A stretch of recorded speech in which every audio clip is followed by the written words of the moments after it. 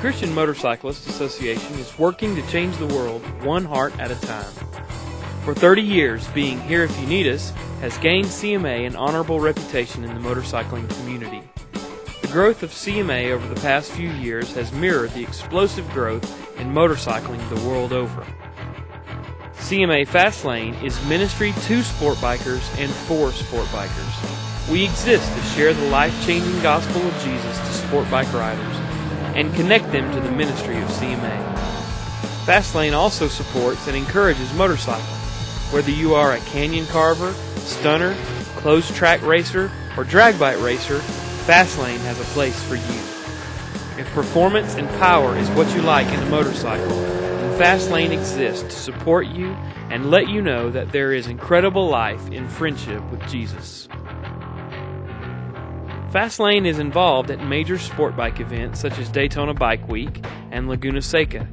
We are also present at some of the most popular rides in the country, like the Dragon at Deals Gap, Tennessee, and Talamina Drive here in Mena, Arkansas. The Fastlane is growing rapidly and becoming a regular presence at sport bike events and hangouts all over the country. Fastlane will be hosting Carving the Washitas, a sport bike rally at CMA's Iron Mountain, November the 4th through the 6th, 2005. With miles and miles of mountain riding, a free cookout Friday night, and a stunt show, this is a sport bike event you won't want to miss. For more information on how you can be involved in CMA Fastlane or to find out more about Carving the Washitas rally, please contact us by email at fastlane@cmausa.org or visit us on the web at www.cmausa.org.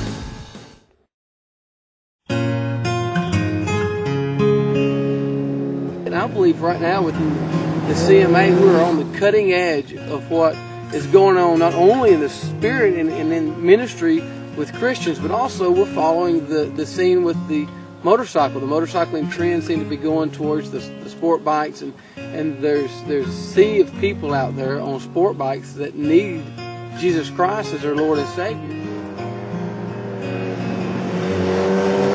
God has brung the sport bike as a tool. You know, it is a tool of God, and whatever we've got in life that we have, we can use it as tools for God. John Ogden Jr. and his wife Holly head up the Fastlane team, and God is using them in new and exciting ways to bring the love of God into the world of motorcycling. But if you met John today, you might not know of all that God has done in his life. Raised around motorcycles his entire life, John had appreciation for bikes at a young age. I was raised around motorcycles, I guess, all my life. I don't remember Daddy not having one. And it's my first bike, if you want to call it a motorcycle, was 50cc Honda Spree. My first motorcycle actually had a clutch and gears in it. It was a 250 Honda Custom, 1982 model. I can remember riding it up to Hatfield, Arkansas. Motorcycles weren't the only thing that John was around when he was a boy. His parents reared John in a godly home, showing him what it meant to live his life in service to God. And I had a good upbringing, and you know, even at a young age, God was involved in my life through my parents, and it seems like God and motorcycles has just been a common thread that's weaved in through my life since I can remember. John lived for God as a high school student, but at a Christian university as a college student, everything changed. In a crisis of faith, John decided not to serve God any longer and to fill his life with everything that he had been taught to stay away from. We would come out here to the river, and we all partied and smoked dope and drank beer and whiskey out here on the river. It just seemed to be a party place. You think that you run from God sometimes and you're hiding, but you know, when you look back and you're sober, you always realize that God was always there with you. He was always playing a role in your life. He was always not necessarily keeping you out of trouble, but keeping you to where you could be in a place to come back to Him. Alcoholism and then drug addiction took a hold of John's life and completely consumed him. His mother recalls a time where John had been intoxicated for a full year. You know, there came a time in my life where I was doing so much drugs and drinking so much and stuff that you know, all the income I was making, even though I I was receiving about $10.50 an hour, and I was working 60 hours a week. Every dime I made went into drugs and alcohol. The party lifestyle was rough on John and landed him in trouble on more than a few occasions. But throughout these years of his life, God was continually drawing John back to a relationship with Him. His parents continued to pray for John, and there were many times that God protected and spared John. You know, God was always, I guess, involved in my life in some sort of way, either whether it was subconsciously or consciously. It may have seemed to some that knew John that he had thrown away his life, but God was only beginning to set in motion His plan for John's future. John found himself in church one Sunday with his family. While in the service, God began to pull John back toward Him. John stepped into the aisle to walk to the altar, but paused. I was hanging there in the balance, you know.